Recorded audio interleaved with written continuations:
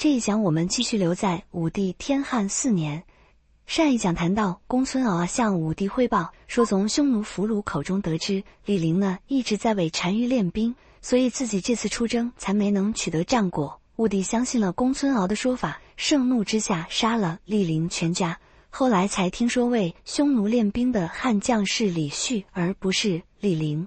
那么这位李旭究竟是何许人也？这就需要参照《史记》和《汉书》了。李陵被灭门之后，李家的名声也跟着毁了。后来汉使来到匈奴，李陵愤然质问汉使，说当年我作为汉军主将，统帅5000步兵横行匈奴，只因为没有援兵才终告失败，我哪一点辜负你们了？你们至于杀我全家吗？使者这才说，是因为朝廷听说李陵为单于练兵，但这竟然是一场乌龙。李陵答道，为单于练兵的汉将是李旭，不是我。李旭原本是汉帝国的一位塞麦都尉，有一次驻地遭到匈奴进攻，李旭就投降了。匈奴呢待李旭很好，对李旭的尊崇是超过对李陵的。这些年来，不仅是汉帝国给匈奴降人各种厚待，又是封侯，又是封官，又是以高度的信任让他们替汉帝国作战，而匈奴这边呢也是在使用同样的手段。久而久之，双方都能做到知己知彼，这边师夷长技以制夷，那边师汉长技以制汉。李陵将灭门惨剧怪罪在李旭头上，派人刺杀了他。单于的母亲要杀李陵，单于呢赶紧将李陵藏到了北方，等母亲死了之后才让李陵回来。单于很器重李陵，不但把女儿嫁给了他，还封他为右孝王。当时单于有2大亲信，一个李陵，一个卫律，都是从汉帝国投降来的。只不过卫律虽然生在汉境，长在汉境，但有匈奴血统。卫律居内一直留在单于身边，李陵居外有大事的时候才会来开会。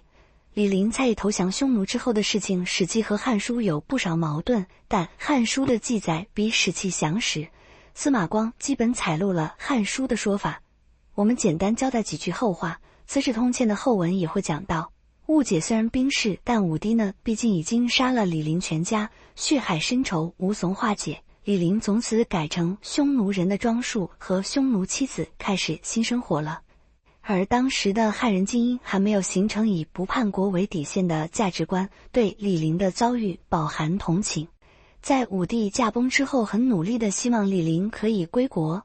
李陵不可能不动心，但终归留下了一句很硬气的话，丈夫不能再辱。他所担心的是归国之后祸福难料，为着免除再一场羞辱，自己实在是不想冒任何风险。这句话从此成为一个文化语码。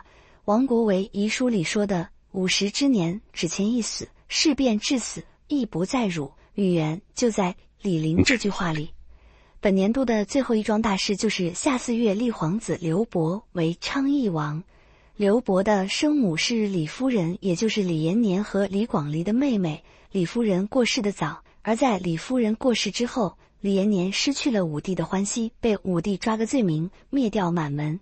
李广利虽然有受到牵连，但李夫人死了，李延年又被灭了门，能够依靠的就只有刘伯这个麦圣了。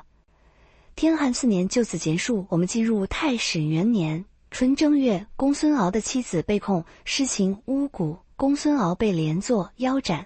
这到底是怎么回事？史料记载既不详细又有冲突，大体可以梳理出来的线索是，公孙敖在于污水战役折损太大，虽然把李陵推出来当挡箭牌，但武帝还是没有饶了他，治了他一个死罪。但公孙敖不愧是4度为将、久历浮沉的老江湖，竟然装死逃过了，在民间好生生的又活了5-6年，但终于被人察觉，逮捕归案。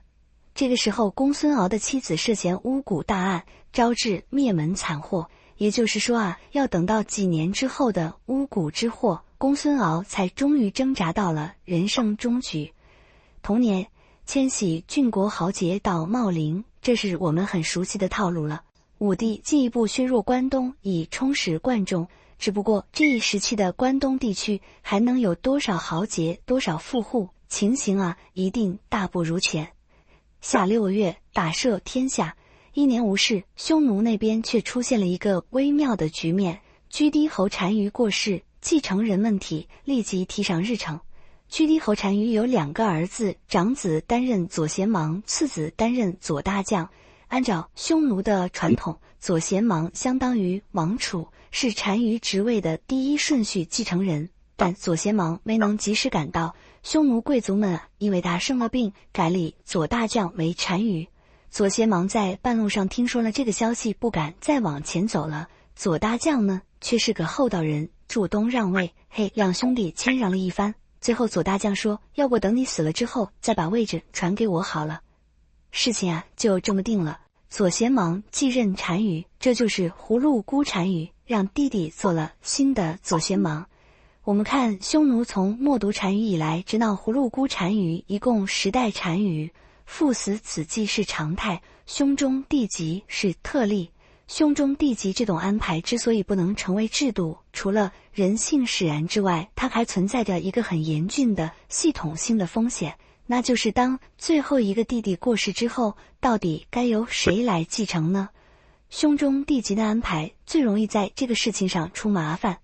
即便到了司马光生活的宋代，同样存在这个问题。宋太宗赵光义继承宋太祖赵光义，这是兄终弟及，但赵光义安排自己的继承人，当然要选自己的儿子，而不是哥哥的儿子。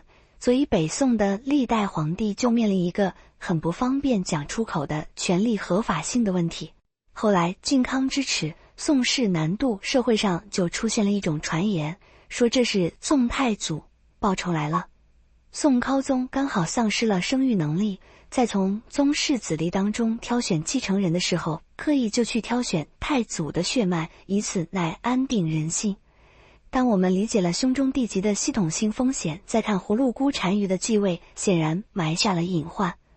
不过这一次竟然发生了意外，几年之后，哥哥还活蹦乱跳的活着，弟弟却先死了。这样一来，葫芦孤单于顺顺利利地把亲生儿子任命为左贤王，让弟弟的儿子做了日逐王。站在日逐王的角度，大概觉得很失落吧，自己曾经和单于大位只有2步之遥，只要父亲继承了葫芦孤单于，自己难道不该是父亲的第一顺序继承人吗？不仅日逐王本人会这么想，有不少匈奴人也是这么想的。所以在若干年后，日逐王带着自己的部众几万人投奔汉帝国去了，摇身一变成为汉帝国的归德侯，这是后话。武帝太始2年，武帝短途出巡，御史大夫杜周过世，鲍胜之继任，秋天又是旱灾。但这一年，朝廷终于不再只靠祭祀来应对旱灾了。赵国中大夫白公向朝廷建议，在关中地区兴修水利，引清水注入渭水，可以灌溉4500多顷农田和今天23万多亩。这条运河称为白渠，很让当地的百姓受益。班固在《西都赋》里所谓正白之沃，衣食之源，说的就是郑国渠和白渠的经济效益。关中地区的水利灌溉本来有秦国留下来的郑国渠，时过境迁，郑国渠的灌溉效益已经大不如前了，这才有了白渠来和郑国渠搭配合。太始3年，武帝又到海滨遨游去了。这一年的头等大事是赵婕妤经历了14个月的怀孕期，终于在勾弋宫生下了皇子刘弗陵。一般人只要一想到这个不寻常的怀孕期，再联系到武帝的年纪，难免会疑心这孩子的真实血统。等后来燕王刘旦要抢班夺权，这正是他制造舆论的一个突破口。当然，不寻常不等于不存在。孕期长达14个月，这在现代医学里叫做过期妊娠，对母亲和胎儿都是高风险的。但赵婕妤竟然母婴无恙，也不知道是因为运气好还是什么别的缘故。